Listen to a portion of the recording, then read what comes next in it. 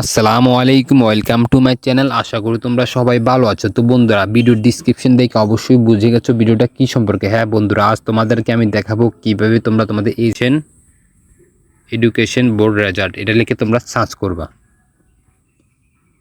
Search করার পর কিছুক্ষণ সময় নেবে, তারপরে চলে আসবে। এখান থেকে তোমরা প্রথম ওয়েবসাইটে ক্লিক করবা। এখান থেকে একটা পেজ লোডিং হবে। এখান থেকে প্রথম তোমাদেরকে এক্সামিনেশন তোমরা তোমাদের যে সেকশনে পরীক্ষাটা দিয়েছো, যেমন এখানে এসএসসি দাখিল এবং কি অন্যান্য অপশন রয়েছে। তোমরা যদি এসএসসিতে দিয়ে থাকো বা এসএসসি, এখান থেকে এসএসসি সিলেক্ট করবা।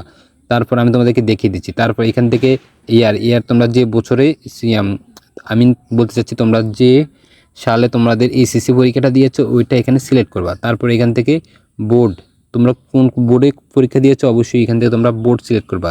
যেমন এখান থেকে সব ধরনের বোর্ড এখান থেকে দেওয়া আছে। তারপর এখান থেকে রুল নাম্বার দিয়ে দেবা। তোমাদের অবশ্যই রেজিস্ট্রেশন যে একটা কাগজ রয়েছে ওইখানে দেওয়া আছে। তারপর এখান থেকে রেজিস্ট্রেশন নাম্বার দিয়ে দেবা। তারপর এখান থেকে দেওয়া আছে 2+6, 2+6 বলতে এখান থেকে 6M2 যোগ করলে হয় 8। এখানে 8 বসে এখানে সাবমিট করে দিলে তোমাদেরকে রেজাল্ট অটোমেটিকভাবে চলে আসবে। তো বন্ধুরা, এই ছিল আজকের ভিডিও।